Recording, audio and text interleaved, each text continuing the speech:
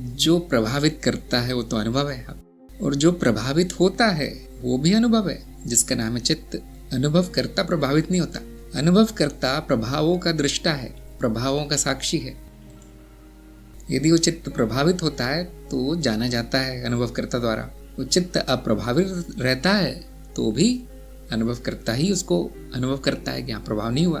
तो ये जानना बहुत आवश्यक है कि क्या है जो प्रभावित होता है। और ये बड़ी खुशी की बात है कि वो मैं नहीं हूँ, वो चित्त ही प्रभावित होता है। और वो क्यों प्रभावित होता है? क्योंकि वहाँ आसक्ति ज्यादा है, बंधन अधिक है। यहाँ पे अहम भाव की भूमिका है कि हमने कुछ लोगों को मेरा मान लिया है, या मेरा करीबी मान लिया है, मेरा प्रिय मान लिया। आसक्ति, क्योंकि ये बंधन है, आसक्ति है, मैं और मेरा जुड़े हैं, तो उस पर उतना ही प्रभाव पड़ता है जितना कि आपको कुछ हो जाए तो प्रभाव पड़ेगा।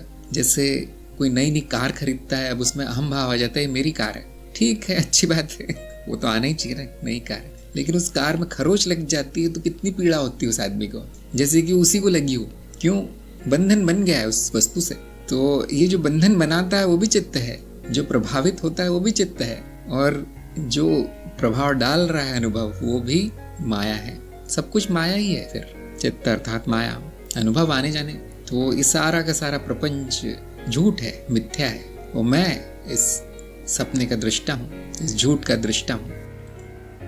तो जिसको आत्मज्ञान हुआ है उस पर किसी चीज का प्रभाव नहीं पड़ता है, हम कहते हैं। लेकिन ऐसा नहीं, चित्त पे तो प्रभाव पड़ेगा। हाँ, साक्षी भाव में उस पर कर्म नहीं होता, कर्म नहीं होगा, प्रभाव पड़ेगा।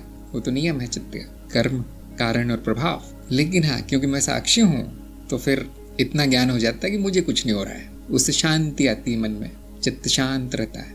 होगा सब कुछ, लेकिन बुद्धि चलने लगेगी, बस कुछ प्रतिकूल नहीं होगा।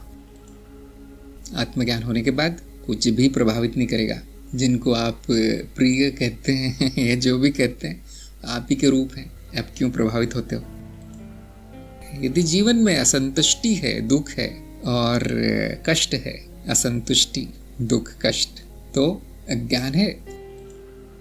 और कैसे पता चलेगा कि मुझे ज्ञान हो गया है? जब ये सब समाप्त हो जाएंगे, जब दुखों का अंत हो जाएगा, बंधनों का अंत हो जाएगा, मुक्ति, सभी प्रश्नों का अंत हो जाएगा, तो आप खुद ही जान जाएंगे ज्ञान हो गया। जहाँ ज्ञान हो गया वहाँ ज्ञान समाप्त हो जाता है, दूसरी जगह प्रकट होता है। आप ये सोच रहे हो कि मुझ में ही प्रकट हो जाएगा, तो मैं तो हूँ नहीं, फिर किस में प्रकट होगा?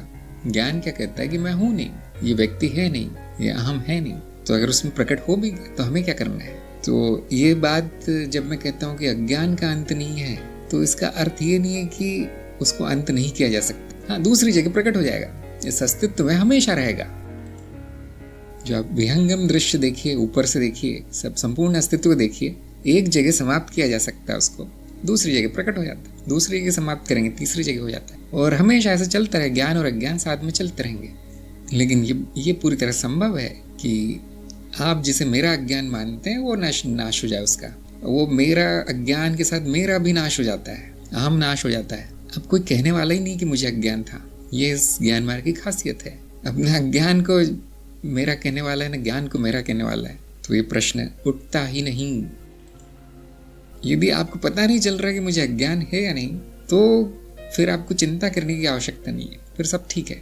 अगर आपका जीवन सुखपूर्वक चल रहा है तो कोई आवश्यकता ही नहीं है ज्ञान मार्ग पे आने की, किसी और मार्ग पे जाने की क्या आवश्यकता है।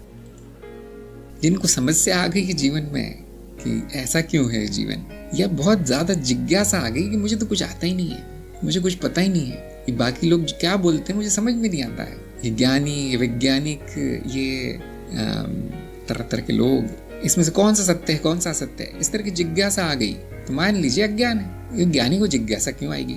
अज्ञानी को आएगी। और अगर दुख आ गया और इस तरह की पीड़ा आ गई, असंतुष्टि आ गई, नीरसता आ गई जीवन में, तो मान लीजिए अज्ञान बहुत है, और फिर उसका इलाज ज्ञान मार्ग है, बहुत आसान है। और फिर वहाँ वो प्रश्न नहीं आता कि अब अज्ञान का अंत क्यों नहीं हो रहा। वो नहीं होगा वो नहीं होगा। आपकी स्थिति सुधर जाए, बस यही हम चाहते हैं। जीव क्या चाहता है? सुख और मुक्ति, उसको उतना मिल जाए बहुत है। फिर अस्तित्व में क्या चल रहा है, हमें क्या करना है, हम तो नहीं चला रहे उसे।